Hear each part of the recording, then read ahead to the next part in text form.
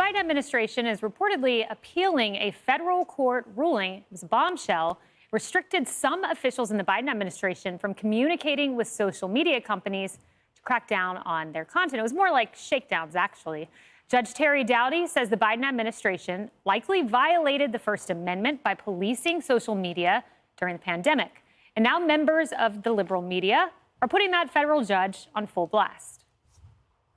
Government has to have the right to have its own free speech, to push back when they see things on social media they think are dangerous. This is one of the most aggressive, far-reaching rulings you'll ever see. What this judge is purporting to do is to micromanage, really, the day-to-day interactions between essentially the entire executive branch, all these agencies that are listed as defendants, and the leading social media companies. Essentially, what a lot of these allegations have to do with is the government flagging posts that violate the standards that these social media companies have independently set up. The idea that the government can't have any communication with these social media companies, I don't think is really a world that we would want to live in.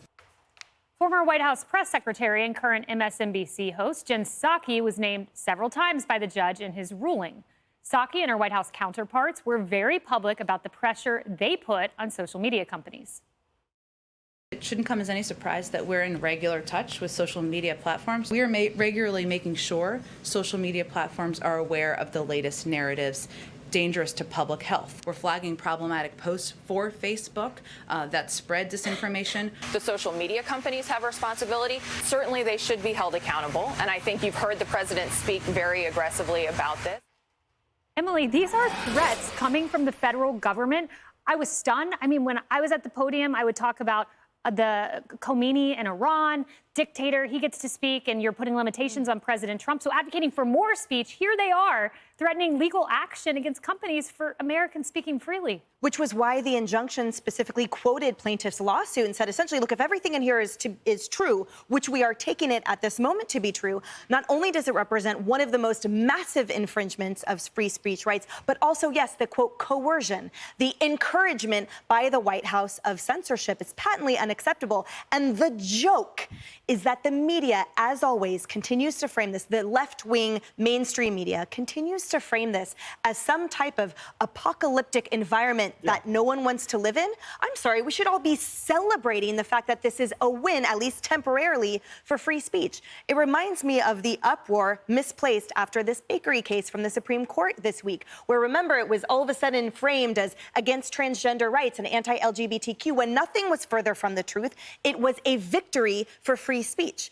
Everything out of this administration, everything out of the left-wing media will be all about narrating. If you don't puppet their talking points and you don't think and say in lockstep with their narrow views that are pro-censorship of conservatives and Judeo-Christians, then they will label you as the bigot and ignore the free speech that is the founding tenet upon which this country was based. Lisa, and then so you've got the press secretary as the public enforcer of this, but then you have this 30-some-year-old digital director. His name was Rob Flaherty. And listen to his shakedown. I just imagine him at his keyboard in the wherever he was, West Wing.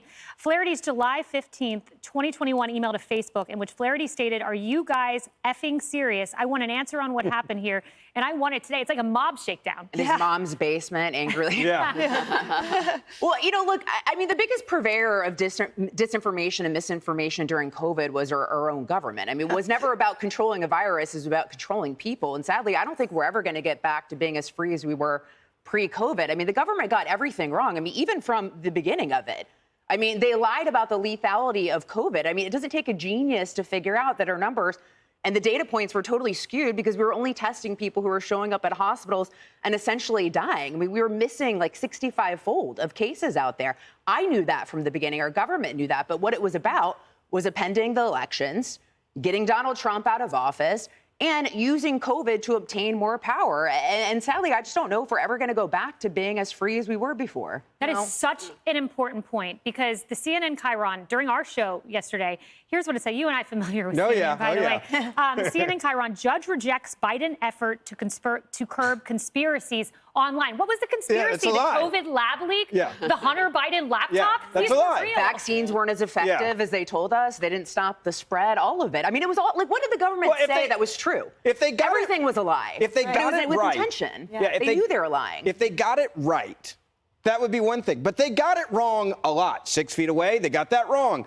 Ivermectin, they got that wrong when they were talking about saying, oh, it's for horse. No, it's not for horses. There's a different potency there. You couldn't say that your account would be shut down. You couldn't challenge masks. They got that wrong. You couldn't say that we don't need to close down schools for kids because it actually wasn't killing kids at the rate that some elderly were. They got that wrong. Hunter Biden laptop, they got that wrong. You get all these things wrong, and then you say you're coercing the government and back and forth, and you're saying who to censor and silence, sending people's names and labels to get them off the internet. And then you get busted doing it. Now you're saying, oh, they're trying to censor. It's like, sorry, this is America. Yeah, and MSNBC, here's their hot take. Trump-appointed judges have issued odd edicts before. But as Steve Bannon writes, a 4th of July injunction blocking U.S. officials from interacting with social media companies was uniquely ridiculous. You think they'd be standing up for RFK, Robert F. Kennedy Jr., who was censored by the White House? Yeah, well, that's the easy ploy, is that it was a Trump-appointed judge. So that judge has no mind of his own, or, I mean, come on. I mean, look, the whole case, if you really look into all the messaging, I mean, we're talking twice a week that the White House was pressuring, and I said bullying yesterday, bullying these social media companies. One of the most disconcerting things about this is that, these are publicly traded companies. They don't answer to the government. They answer to their shareholders. And at the time that this was all going down in 2021, Twitter was also a publicly traded company. Yeah. They need to be worried about business and responding to their employees and to keeping things, squared away at Facebook and at Google and at Twitter, not appeasing and ingratiating themselves with the White House. I'm not surprised about the mainstream media, though, actually misidentifying this case. It's a very clear-cut case. You just need to read it, everybody. Ben, in addition to the COVID illuminating facts we learned from this, also these FBI meetings that they were holding regularly with social media companies in the lead up to 2020. What is interesting to me about this is they knew the Hunter Biden laptop was real in 2019. Yep. And you have these social media companies calling it Russian disinformation. They never tell them.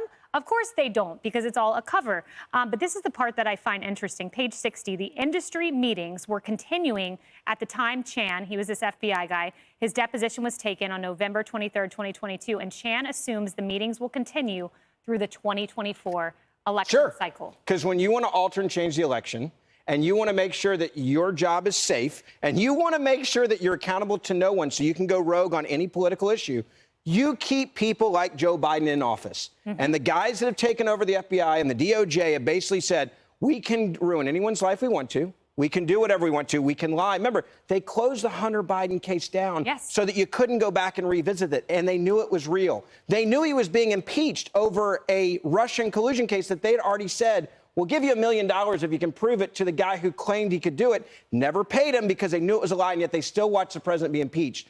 That, to me, is overthrowing the will of the people in an election. And the former leadership at Twitter actually carried, but the former leadership at Twitter carried through on that against the New York Post, as we saw. Small victory today. Washington Post. State Department cancels Facebook meetings after judge's censorship ruling, so maybe something's changing. Hey everyone, I'm Emily Campagno. Catch me and my co-hosts Harris Faulkner and Kaylee McEnany on Outnumbered every weekday at 12 p.m. Eastern, or set your DVR. Also, don't forget to subscribe to the Fox News YouTube page for daily highlights.